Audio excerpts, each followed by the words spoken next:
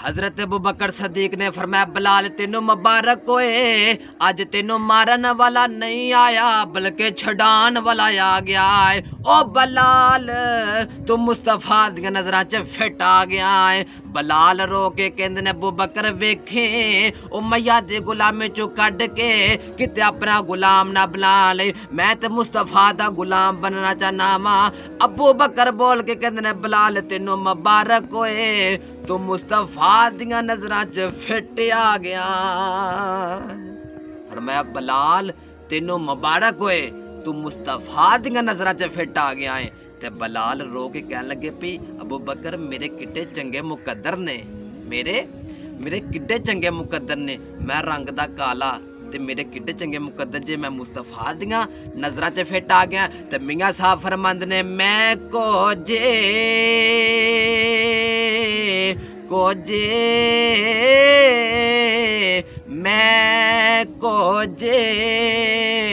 ते मेरा दिल बर सोना, ते मैं की कर यार नो भावा हो, ना मैं सोने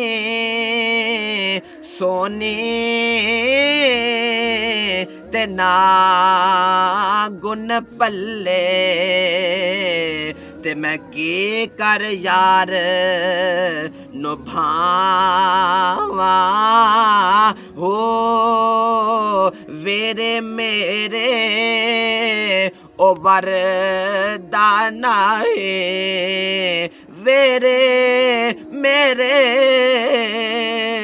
ओ वरदाना है, ते मैं लख वसीले पावा हो, एको दुख हमेशा से बाहो, एको दुख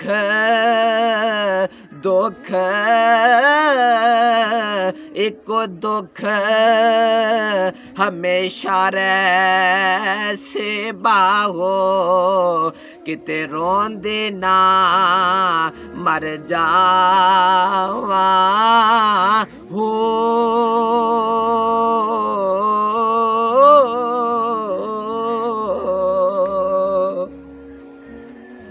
हजरत अबू बकर सदीक रज़ियल्लाहु तआला अन्हो उन बिलाले हबशी नूं लैके ना ते जदों बाहर आए ना कमरे चों ते उमैया सामने आ गया ते आके कहन लगा अबू बकर मैं ते तेनों बड़ा सियाना समझदा सा, मैं ते तेनों बड़ा सियाना समझदा सा, पर अज तो मैनूं अपनी कोई सियानपन विखाई को नहीं। अबू बकर सदीक कहन लगे भी की होया है? फरमाया ए एक 100 गुना ज्यादा कीमत भी दित्ती आ, एक चिट्टे रंग दा गुलाम भी दिता है, ते ए काला जिहा लै चला है, ए काला जिहा लै चला है। हजरत जी वकार तवज्जो करो, अबू बकर सदीक बोल के कह लगे भी मैं तेनों कोई रंग दी कीमत दित्ती है? तवज्जो करना, फरमाया मैं तेनों कोई रंग दी कीमत दित्ती है? फरमाया मैं तेनों रंग दी कीमत नहीं दित्ती, मैं ते बिलाल दा दिल वेख्या है, मैं ते बिलाल दा दिल वेख्या है। ते मियां साहब फरमांदे ने दिल काले नालों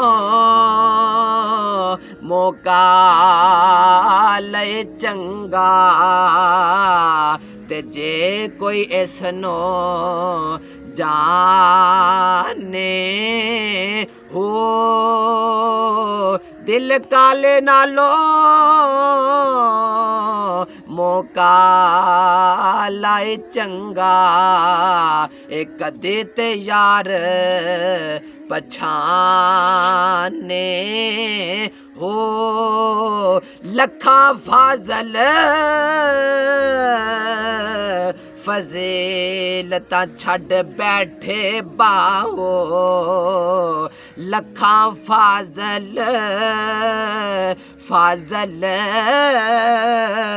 लखा फाजल फजीलता छड़ बैठे बाहो, जदों दिल लगे ठिकाने हो।